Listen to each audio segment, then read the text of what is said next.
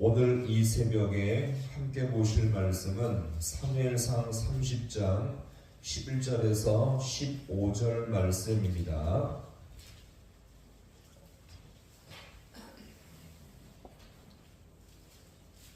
사무엘상 30장 11절에서 15절 말씀을 한 절씩 교도하겠습니다.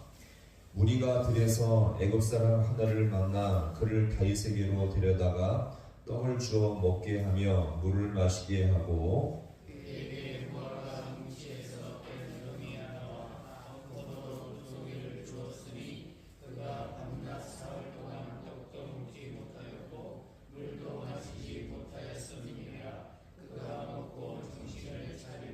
다윗이 그에게 이르되 너는 누구에게 속하였으며 어디에서 왔느냐 하니 그가 이르되 나는 애굽 소년이요 아말렉 사람의 종이더니 사흘 전에 병이 들매 주인이 나를 버렸나이다.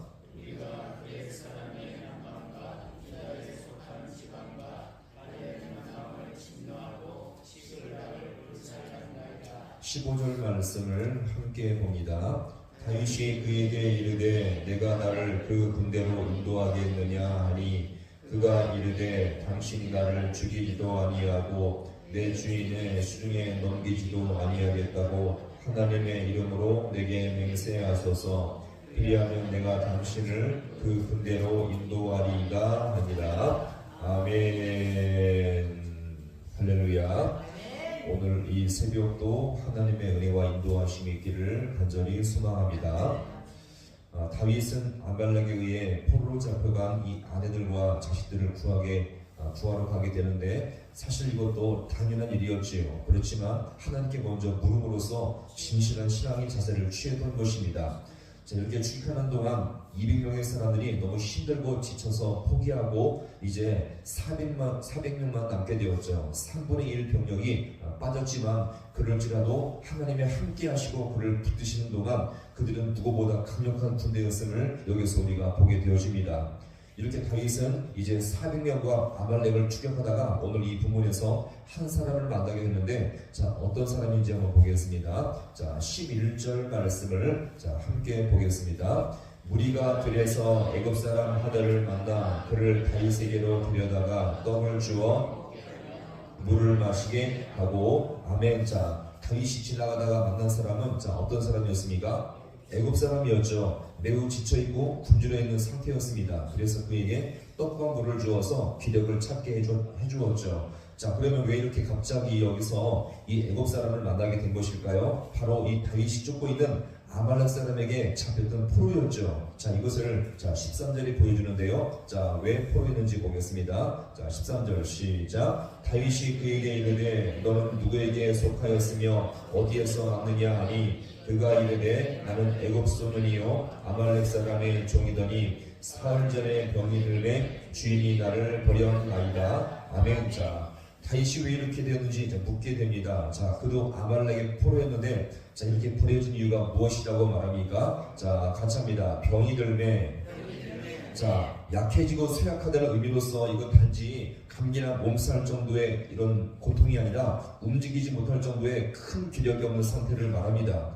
당시 고대의 이 포로나 노예는요, 한 인격을 가진 존재가 아니라 물건과 도구에 불과했습니다. 그러니 병이 들거나 아파서 이 노동력이 떨어진 이 포로나 노예는요, 버리거나 죽이곤 했죠. 이 애굽 사람도 마찬가지였습니다. 병들어서 아무 쓸모없게 되니 물건 버리듯이 내팽개쳐 버리게 된 것입니다. 이렇게 아말렉에 쓸모없다고 버린 애굽 사람을 다윗은요, 아주 지극정성으로 돕게 되죠. 이것이 바로 신앙의 모습인 줄로 믿으시기 바랍니다.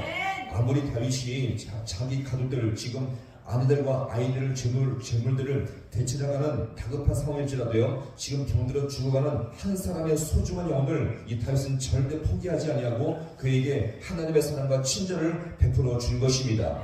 자, 이 애굽 사람을 통해서 다윗은요, 이스라엘 지역 가운데 어느 쪽이 피해를 받았는지 이 정보와 소식을 듣게 되어집니다. 이어지는 14절 말씀을 볼까요? 자, 시작. 우리가 그렛 사람의 남방과 유다에 속한 지방과 갈렙 남방을 침노하고 불살랐나이다. 아멘. 자, 이 애굽 사람을 통해서 이 다윗은 지금 이 유다 지역 가운데 어디가 피해를 받았는지 여기서 지금 이 정보를 듣게 되죠. 어떤 지방이었습니까? 그레 사람의 남방과 유다에 속한 지방과 갈렙 남방을 치고 마지막으로 어디를 쳤다고요? 다윗이 있었던 시글락을 불살르게 되었다는 거죠.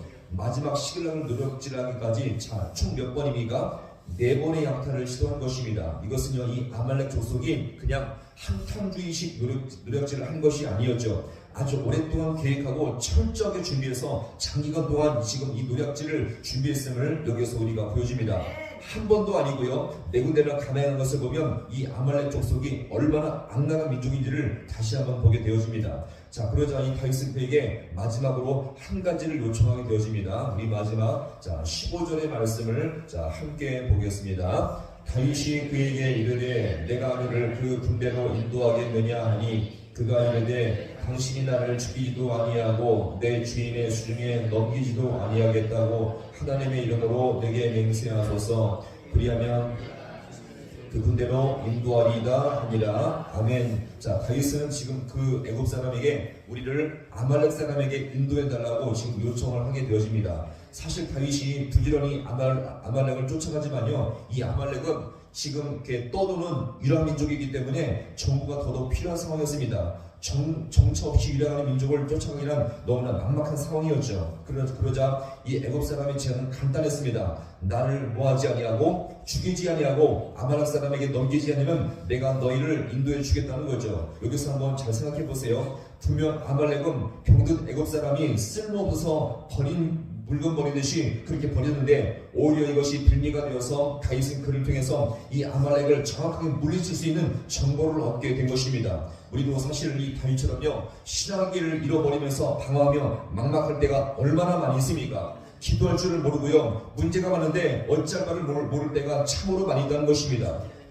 자, 그러면 이 애굽 병사는 다윗을 통해서 이 다윗은요, 이 애굽 병사를 통해서 길을 찾았다면 우리 모든 성도는요, 이 땅에서 방황하고 어려울 때마다 하나님의 도심을 따라서 길을 찾기를 간절히 소망합니다. 특별히 우리가 인생의 막막함과 방황이 있을 때마다 말씀이 우리에게 길을 보여주며 말씀을 붙들 때에, 하나님을 붙들 때에 주님께서 우리 모든 인생 가운데 필요한 길을 열어줄 줄로 믿으시기 바랍니다. 자, 주님께서 어떻게 말씀하시죠? 주의 말씀은 내 발의 등이요 내 길의 빛이니이다. 따라서 인생 가운데 방황과 막막함이 있을 때마다 말씀이 우리 모든 인생을 인도해 주며 주님께서 우리 모든 길을 안내해 준다는 것을 늘 기억하시면서 말씀이 하나님을 알게 하는 참된 지식과 이 내용임을 늘 기억하시면서 하나님을 붙들며 말씀 안에 살아갈 수 있는 우리 모두가 될 수 있기를 주님의 이름으로 간절히 축원합니다. 기도하시겠습니다.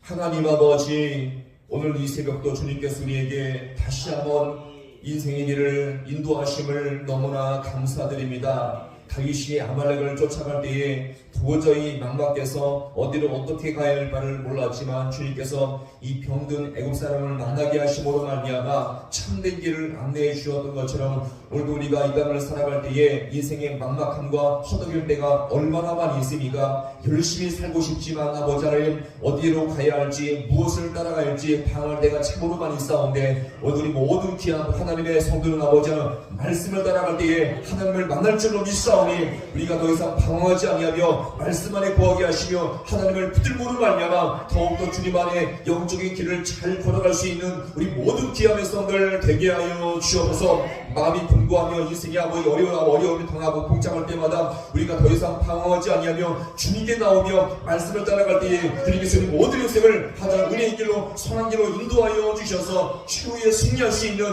우리 모든 귀한 성들 되게 하여 주옵소서. 모든 것 주님 앞에 간절히 바라오며 예수님의 이름으로 기도하옵나이다. 아멘.